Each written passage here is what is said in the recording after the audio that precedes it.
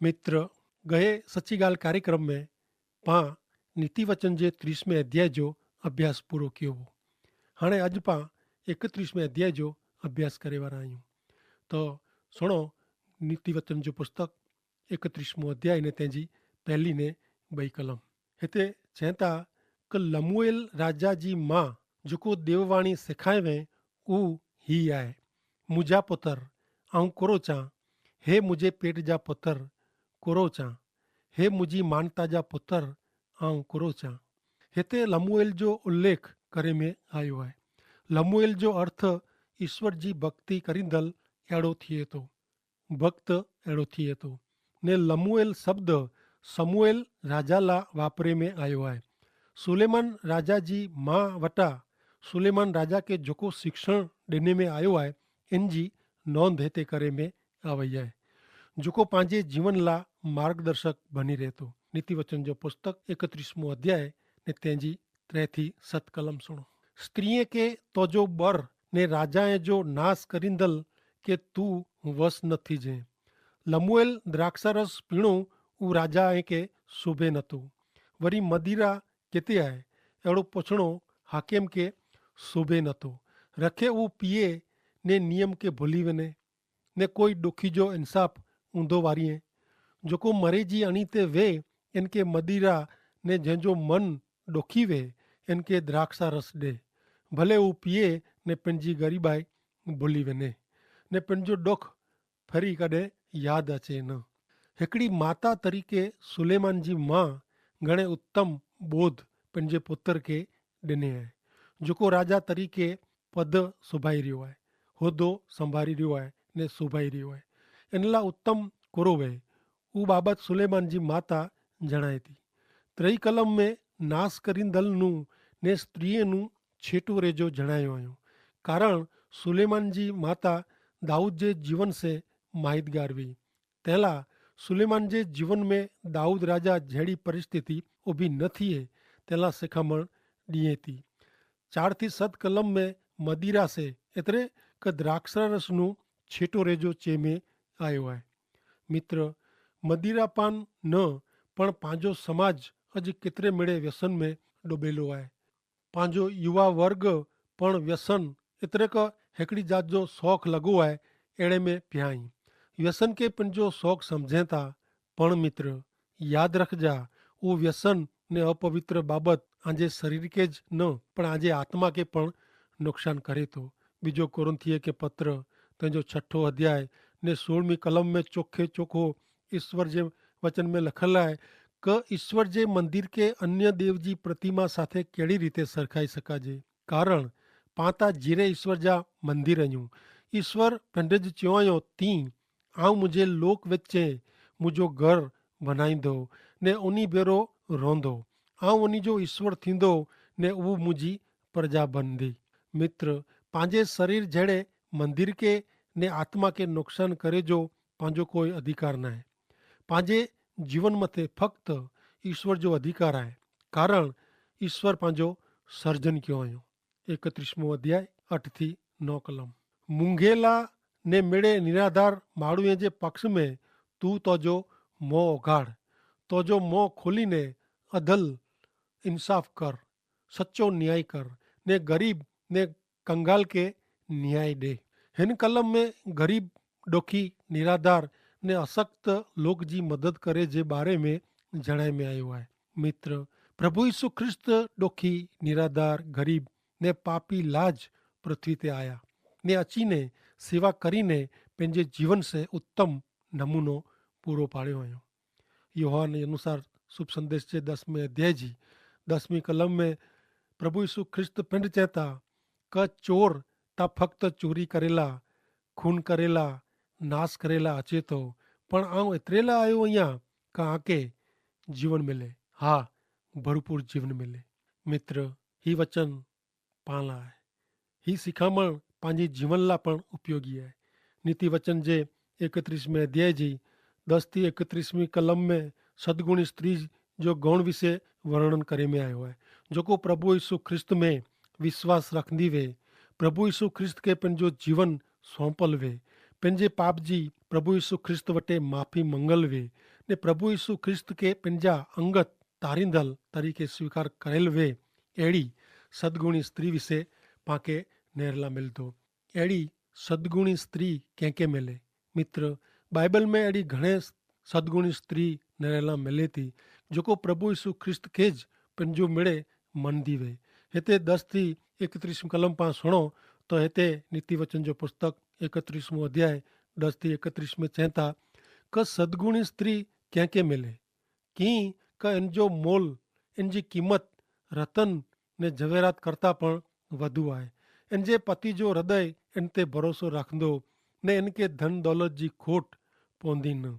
पंहिंजे आयुष जे मिड़े ॾींहं में उहो इन जो भलो ज करे थी ने कुटुंब के प्रभु जे वाट में हलाए थी। उन ने कपा गोती अचे थी ने राजी खुशी से पंहिंजे हथे कम करे थी। ऊ पंहिंजो अनाज गिनी अचे थी वरी अना ता रात वे थी एतिरे में ता ऊ थिए थी पंहिंजे घर जे के खाधे जो ॾे थी ने पंहिंजी दासीअ के पंहिंजो कम नेकी करी ॾे थी। ऊ कोई खेतर जो वीचार करी विकानंदो गिने थी पंहिंजी कमाणी से द्राख जी वाड़ी रोपे थी। ऊ पंहिंजी कमर ते बर जहिड़ो पटो ॿधे थी ने पंहिंजा हथ बरूका करे थी। ऊ सम्झी वञे थी का मुंहिंजो वापारु फ़ाइदेकारक आहे। इन जो दीवो राति जो हुजे नथो। ऊ पंहिंजा हथ रेटीअ खे जलाए थी ने इन जा हथ त्राक के जलीअ था। ऊ ग़रीब के ओॾार दिलि से ॾे थी दान धर्म करे थी। हा, इनके इन जे कुटुंब विषे हिम जो द्रा न आहे। एतिरे लाइ क इन जो सॼो कुटुंब इन जा किरम जी कपिड़ा पहिरियो आहियूं। ऊ पिंडला बुटी वारा तकिया बनाए थी। इन जा कपिड़ा सने सणजा ने जांबुड़िया रंग जा आहिनि। इन जो धणी देश जे वथाण में वेंदल आगेवान में प्रख्यात आहे। ऊ सण जा कपिड़ा बनाईने विके थी ने वापारी के कमर जा पट्टा बनाईने ॾे थी। बर ने मोंभो ऊ इन जो पोशाक आहे ने भविष्य जी चिंता के ऊ खिल में लेखे थी। इन जे मुंहं में जा ज्ञान जी ॻाल्हियूं निकिरे थी। इन जी जिब जो नियम मायालू स्वभाव आहे। ऊ पंहिंजे घर जे माण्हूअ खे संभारे थी ने उन जी चाल चलन जी बरोबर तपास रखे थी। ऊ आलस जी मानी खाए नथी। इन जा छोकरा उथीने इनके धन्यवाद ॾिए था ने इन जो धणी पण इन जा वखाण करी चए थो क सदगुणी स्त्रियूं त घणे थी वयूं पण तूं उन मिणी में उत्तम आहीं। रूप ठगारो आहे ने सुंदरता नकामी आहे पण ईश्वर जो द्रा रखंदड़ स्त्री जा वखाण थींदा। इन जे हथ जी पैदाश में जा इनके ॾियो ने इन जा कम जा वथाण में वखाण थियो।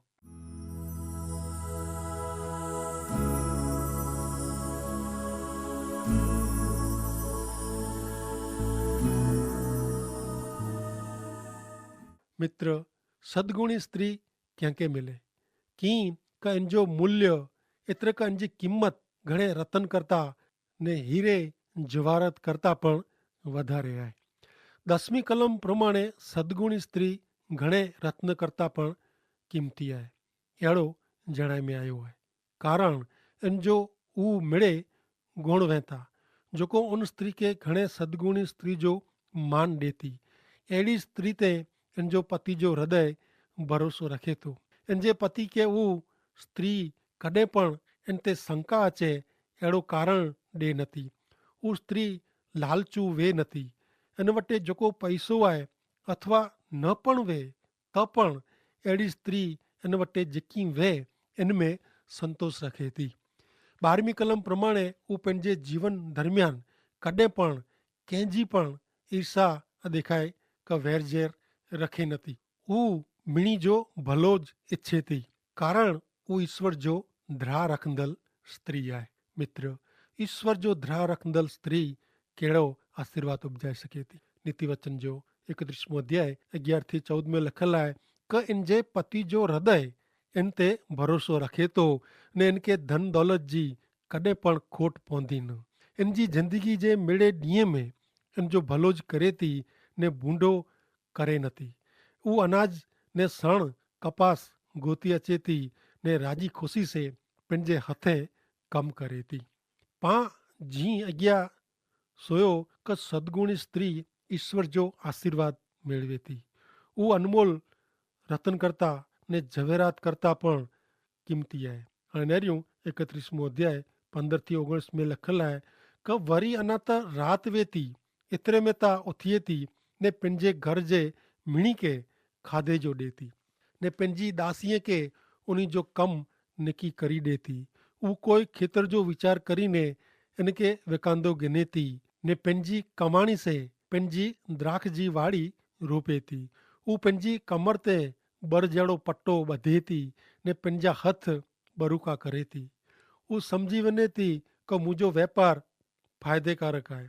इन जो दीवो राति जो हुजे नथो. हू पंहिंजा हथ रेटीअ खे लॻाए थी ने पंहिंजा हथ ત્રાક કે ઝલે था. 15-19 કલમ પ્રમાણે સદગુણી સ્ત્રી કॾहिं આળસુ બને નથી. हू हमेशा पंहिंजे समय जो सदुपयोग करे थी. अहिड़ी स्त्री पंहिंजे कम में व्यवस्थित रहे थी. अहिड़ी स्त्री पंहिंजे घर जे माण्हू लाइ छोकिरे लाइ उन जी संभाल लाइ सवार जो वहेलो उथीने कम में वળગી રહેતી ને पंहिंजी दासी खे ખાસી રીતે કમ કરેલા વ્યવસ્થિત રીતે સૂચના પણ દેતી. હું पंहिंजे ટાઈમ પ્રમાણે મહેનત કરી थी ને इनके इन जो फल मिले थो. इनके ईश्वर जो आशीर्वाद मिले थो. इनके पंहिंजे करेल हरेक बाबत में पोइ उहो वापारु धंधो वे, घर जो कमु वे, खेतर जो कमु वे का कोई सेवा करे जीवे, इनमें उहो तन मन ने धन से कमु करे थी. हू पंहिंजे कम में खामी रखे नथी पण चित से कमु करे थी. भले हाणे पाण अॻियां नेरियूं नीति वचन जे 31वें अध्याय जी 20वीं कलम में लिखियलु आहे કે હू गरीब के उॾार दिल से ॾे थी. हा, हू पंहिंजा हथ लम्मा કરીને गरीब के मदद करे थी.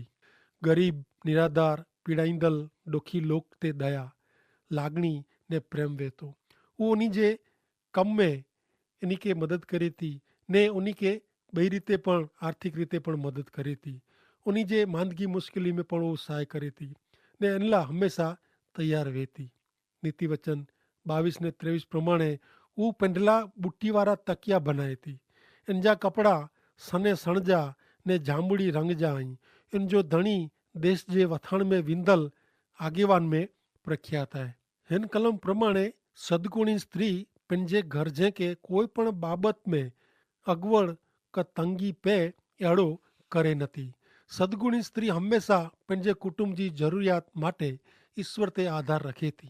24 ने 25 कलम में लिखियलु आहे કે हू कपास जा कपड़ा बनाईने विके थी ने वेपारी के पट्टा बनाई ॾे थी. शक्ति ने मोभो ऊज इन जो પહેરવેશ आहे ने भविष्य काल जी चिंता करे नथी. सदगुणी स्त्री के भविष्य जी चिंता थिए नथी कारण हू ईश्वर में विश्वास रखे थी. कारण इन जो विश्वास ईश्वर ते आहे ने हू घणे महिनत કરીને इन जे घर के सुख में खुशी में रखे थी. हू ईश्वर के हमेशा प्रार्थना करे थी. ईश्वर સાથે इन जो संबंध निरात ने शांति ॾे थो. हू ईश्वर जे प्रेम सानिध्य ने संबंध से ईश्वर कृपा जो अनुभव કરીને पंड अॻियां वधे थी. 31वें अध्याय जी 26वीं कलम में लिखियलु आहे કે इन जो मोह में जा ज्ञान जी ॻाल्हियूं निकिरे थी. इन जी जिब जो नियम मायाळू स्वभाव आहे. 26वीं कलम प्रमाणे इन जे मोह में जा ज्ञान जी ॻाल्हियूं निकिरे थी. हू कंहिंजी निंदा मोह में जा अपशब्द उचारे नथी. ॿिए कंहिंजी खोटी ॻाल्हियूं करे नथी. इन जी ॻाल्हियूं सुणनी गमे अहिड़ी वे थी.